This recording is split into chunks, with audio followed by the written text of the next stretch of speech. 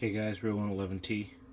Just going to do a real quick video here telling you a little bit about these G-Works adapters. Um, Basically, I've got a couple of these here. These gray ones are the G-Works ones, and they do two different things. This is, I believe, what's referred to as a fuel saver or a gas saver. Let's see, yep, gas saver R1 by G-Works. And this has two of the stove valves, one on either side, or two of the connections, and a valve in the middle. And then this device, okay, is designed for the food service gas to adapt it to the Lindhall camping valve. Okay. And basically what you could use these items for is what the gas saver is designed for, is if you had two of these, if you had several of them at varying stages of being full, you could consolidate the fuel into one can. Okay, being careful to weigh the can and make sure that you don't overfill it. Okay, so that's what this is for, and it works pretty well. I've seen things on the internet to do that, involving, just rigging something up with a little plastic tube, or, and jamming the two cans together and holding them. The thing about this, guys, is this is a real kind of a polished sort of a solution to that problem. And then this can be used along with this to fill these canisters with this fuel, because this fuel is almost universally cheaper. And if you're going to be out in warm weather and you don't need the iso-butane mix and you don't need the propane in there, there's nothing wrong with using a less volatile fuel in these cans. These cans are designed for a mix of propane and butane, so putting just straight butane in there is okay, and it is cheaper. $4 for this. I think, though, this was from Academy, so you can probably get them cheaper. I know for a fact if you buy them at a food service store, they're very cheap compared to these ones. So if you're the type of person that runs through a lot of these, this might be like the two of these together. Now, these are not cheap, okay? I think this one was about $20, and this, if you look on Amazon, is running about $40. So, definitely you want to have a need before you go out and spend that kind of cash. But if you are going to be doing this a lot, it's a useful thing to have. Now, something to point out is this, as you see, is an adapter that ideally should do exactly the same thing as this, right? Here's the trouble. I bought this for $8 on eBay. It's a no-name brand.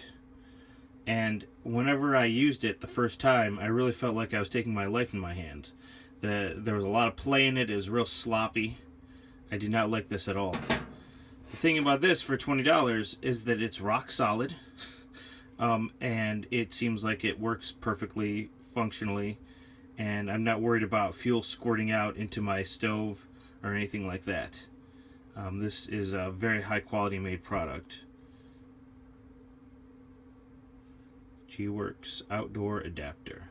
Now, I mean, you could set this on top of here and then run your device straight off here, but this is kind of a tall item. If you have a stove that will run liquid feed, a modular stove, you could do this with this on it. Okay, I've done that with my Primus Omni Fuel, and it works fine. These new gas burners that I got for the Bushcraft in a Bag kit, I ran those the other night, and I discovered that, in fact, as I suspected, those stoves are no good with liquid feed. As soon as I put this down on the side, it started flaring ridiculously, yellow flame shooting way up the side of the pot and stuff like that. So what I ended up doing was setting it kind of at a 45-degree angle, just so this is high. Okay, and the fuel is vaporizing from a lower point in the canister, and it worked. Okay, I apologize for not having my tripod here, guys. I just haven't brought it back in from the car. So yeah, I just want to throw those out there just so that you know that they're on the market.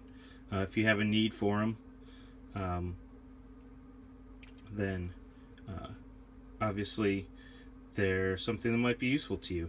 Now, I want to point something else out. Using these, it would technically be possible then, I guess, to take this and put it back in here.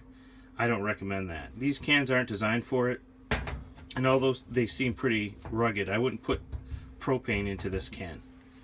Okay? And, yeah, I wouldn't really mess around with putting more volatile gases into cans that aren't designed for them, basically. This, what you're dealing with here, is butane is more stable. You know, there's less pressure on the can from butane than there is from a propane isobutane mix. So it's theoretically okay to go from here to here. And if you know, I mean, the disadvantage of this is this will give you even worse cold weather performance. Okay, because this is just straight butane. If you are going to do this, make sure you're going to be running warm weather only. Okay, so yeah, the G-Works, let's see if we can get a close-up here. G-Works adapters. Thanks for watching, guys. So this would be how it would be connected. Transfer butane. You use gravity to do it. Also, what you would want to do is chill this Primus canister, and then that would aid the transfer a little bit.